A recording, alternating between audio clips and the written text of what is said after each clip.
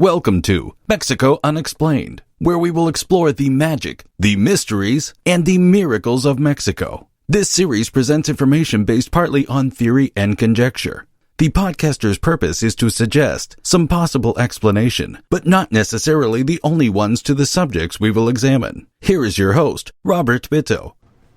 Welcome, and muy bienvenidos to episode number 64 of Mexico Unexplained, where we examine the magic, the mysteries, and the miracles of Mexico. I'm your host, Robert Bitto. Pope Francis had made his decision. The date was March 23, 2017.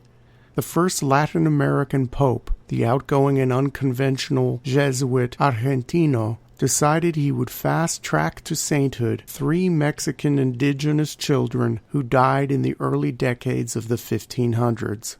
The Christian names of these 3, who would be known to the world as the child martyrs of Tlaxcala, were Cristobal, Antonio, and Juan. The case for sainthood for these 3 began on January 7, 1982, when Pope John Paul II declared them to be servants of God. On his second visit to Mexico in May of 1990, Pope John Paul II furthered the cause of the Tlaxcalan martyred children and announced their beatification at the Basilica of the Virgin of Guadalupe in Mexico City. The Congregation for the Causes of Saints met in Vatican City on March 4, 2017, to approve the cause and to continue the children along the path to sainthood. This would require further investigation into their lives and whether or not they were associated with any miracles. The congregation knew that Pope Francis had taken a special interest in the cause of sainthood for these children, and its members were not surprised when the Holy Father bypassed the normal route taken for Catholic saints by issuing a papal decree stating that no customary confirmation of associated miracles would be required.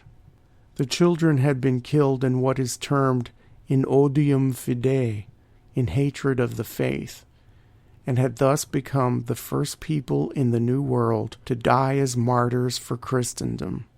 That apparently was enough to warrant such special consideration for sainthood. To understand the 3 martyred children of Tlaxcala, it is important to examine the world in which they lived. Where did they come from? What was life like in the area known as Tlaxcala? What was it like to be an indigenous child in the early days of colonial New Spain? At the time of the first Spanish contact in 1519, Tlaxcala was an independent state and had been for about 150 years. It consisted of the cities of Tepeticpac-Texcalan, also called Tlaxcala, Ocotelulco, and Tizatlan, just east of the Valley of Mexico, and the city of Quihualitzlan, which was founded later within the boundaries of the Valley of Mexico.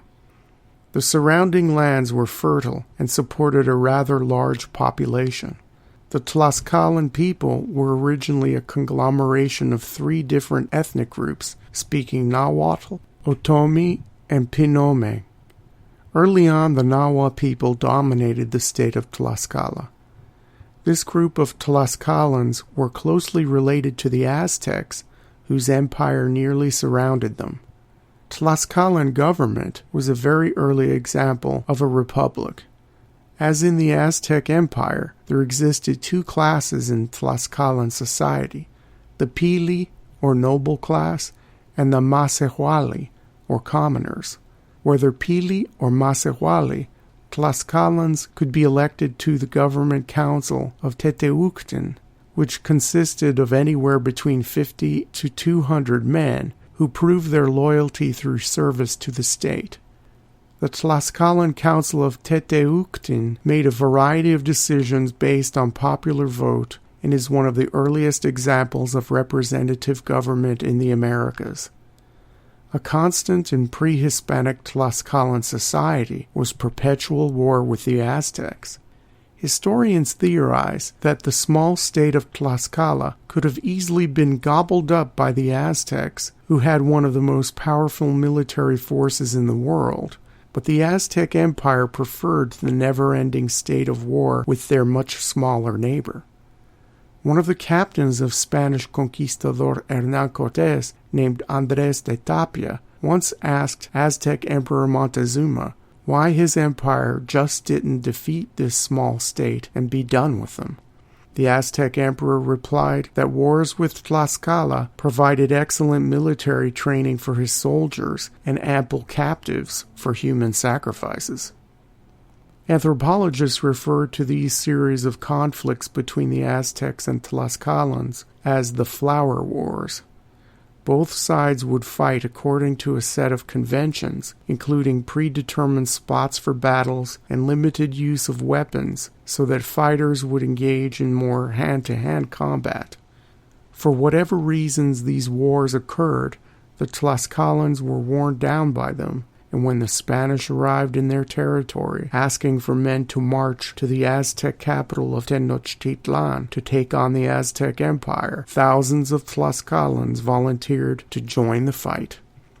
As history shows, with Tlaxcalan help, the Spanish were the ultimate victors. Colonial life in Tlaxcala, the context in which we find the 3 martyred children, was slightly different from most of the rest of New Spain. As a reward for their help during the conquest of the Aztecs, the Spanish king granted the Tlaxcalans special privileges. The old Republic of Tlaxcala remains somewhat intact for the next 300 years, with the practice of limited self-government within the structure of the Teteuctlan, which was allowed to continue. The Spanish had divided the Tlaxcalan homeland into fiefdoms, or in Spanish, señoríos, based loosely on the administrative regions that already existed in connection to the main cities of the old independent Tlaxcalan state, and renamed the capital city of Tlaxcala Nuestra Señora de la Asunción. The Tlaxcalans were given the highest status among all the indigenous people of New Spain. They had the right to carry guns and to ride horses. They could retain their noble titles and indigenous names. The first archbishopric established in colonial Mexico was in Tlaxcala, and the first archbishop, a 73-year-old Dominican from Aragon named Julián Garcés, assumed the post in 1525 when the martyrs Cristobal, Antonio, and Juan were still alive. In addition to his primary mission of evangelization, Archbishop Garcés fought for the rights of the indigenous, established welfare services, built a hospital, and started construction on the cathedral at Puebla. Much of what Julián Garcés wrote in his diaries and letters survives to this day. He wrote this general statement about the children found throughout his immediate ministry in Tlaxcala. Quote, "The children of the Indians learn more rapidly and with greater joy than the Spanish children the articles of faith in their order and the other prayers. They are not chattering or quarrelsome, nor stubborn, nor restless, nor arrogant, nor disapproving, nor ill-tempered, but agreeable and very obedient to their teachers. They are very intelligent, so that they can be easily taught anything. When they are ordered to count or read or write, paint, perform any type of manual or artisan work or art, they show great clarity, quickness, and facility of mind in learning the basic principles. No one objects, no one mumbles, nor complains, because all of the care and concern of the parents is to make sure their sons make good progress in teachings of Christianity. They learn perfectly ecclesiastical song, as well as that of the organ and Gregorian chant, and harmony to such a degree that foreign musicians are not needed." End quote. It was the Spanish king himself who suggested that the clergy in New Spain start the evangelization process with the children of native noble houses first, and that their conversion to Christianity would set an example for others living under Spanish rule who had not yet completely accepted the new faith. Great effort was made by early missionaries to focus on children with two primary objectives in mind: conversion to Christianity and to transmit useful knowledge and skills. The first thing clerics did was to try to learn the local indigenous languages by day through playing with the children, then compiling dictionaries and grammars at night. There were some 20 major and 100 minor languages in New Spain at the time of the conquest, and this was a formidable task for the friars and priests. But as a whole, this group was very well educated and very patient. One of the first of the clergy to arrive was a relative of the King of Spain himself, a Franciscan from Flanders named Pedro de Gante. De Gante came up with a catechism for the Indians done in the style of the old Aztec bark paper pictographic books called codices. You can see an example from his religious picture book at MexicoUnexplained.com. He also set up the first school to educate indigenous children, called San José de Belén, in the former Aztec capital of Tenochtitlan. Many native noble families did not follow the Spanish king's orders, and instead of sending their sons off to be educated by the Dominicans and Franciscans, they sent young household servant boys in their places. This had the unintended effect of evangelizing the lower classes along with the upper classes. The King of Spain's idea had the intended effect. As Archbishop Garces said, the youngsters were quick learners and helpful, obedient students. Most learned children often instructed other children. Bilingual children often worked closely with the clergy when it came to translation. And so, the children of New Spain adopted their new faith with zeal and spread it to their families. The evangelized became the evangelists. The newfound faith included with it the complete rejection of the old, and this caused strife within indigenous families. Here is where the story of the 3 Tlaxcalan martyrs begins. Cristobal was born into a minor Tlaxcalan noble family in about 1514 or 1515, just a few years before the Spanish arrived in Mexico. When he was a young boy, Cristobal's father, Axotecatl, reluctantly sent him away to a Franciscan school. Axotecatl didn't concern himself too much with Cristobal's evangelism until the boy started to destroy idols to the old gods that were still being venerated in the home.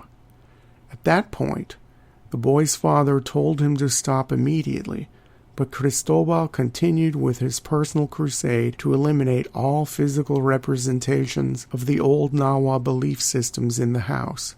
Axotecatl grew more infuriated with his son the more Spanish he became, and had thoughts of killing him. These thoughts were further encouraged by his second wife, Xochipapalotzin, Cristobal's stepmother. After one of Cristobal's idol-smashing tirades, sometime in the year 1527, Axotecatl took his son by the hair, dragged him through the house, and beat him terribly so as to cause many broken bones. In his fury, the father took his son outside and threw him onto a pile of burning wood. Cristobal did not die immediately, but suffered with his wounds until the next day. From his deathbed, Cristobal's last words to Axotecatl were, "Father, I forgive you." Axotecatl hastily buried Cristobal's body in a room in their house, but word quickly spread among the Tlaxcalans about what he had done. The Spanish authorities got involved and then sentenced Cristobal's father to death for his crime. The martyring of the second and third Tlaxcalan children, Antonio and Juan, happened together 2 years later. Antonio was the grandson of a prominent Tlaxcalan noble named Xochtenacti, and as the eldest grandson, Antonio was set to inherit his titles and lands. Juan was a servant to Antonio at around the same age. Both boys were born in 1516 or 1517. Both also converted to Christianity at the same time and were evangelists for their new faith. They found themselves in a similar situation as Cristobal. The two were destroying indigenous idols in the name of Christianity, and they were caught by disapproving adults. An angry mob formed, surrounded the two, and clubbed the boys to death. This was 1529. Their bodies were hurled off a high cliff, but were later recovered by a Dominican friar known only to history as Bernardino. In a gathering of cardinals at Vatican City on April 20th, 2017, it was announced that Cristobal, Antonio, and Juan would be canonized in Rome on October 15th, 2017. It was decided by Pope Francis that they would be the patron saints of Mexican childhood, serving as an example of piety for generations to come. Thank you once again for listening to another episode of Mexico Unexplained. Remember to like and subscribe to us on YouTube and follow us on Twitter. Please go to our website, MexicoUnexplained.com, for references, illustrations, and for free access to transcripts of past shows. Please visit our Patreon page and consider making a donation to help out the show. We appreciate your kind attention once again. Until next time, thank you and gracias. Thank you for listening to another episode of Mexico Unexplained with host Robert Bitto. For show summary, relevant links and commentary, please check out our website at mexicounexplained.com. Like us on Facebook and be a part of the conversation. Adios and hasta la vista.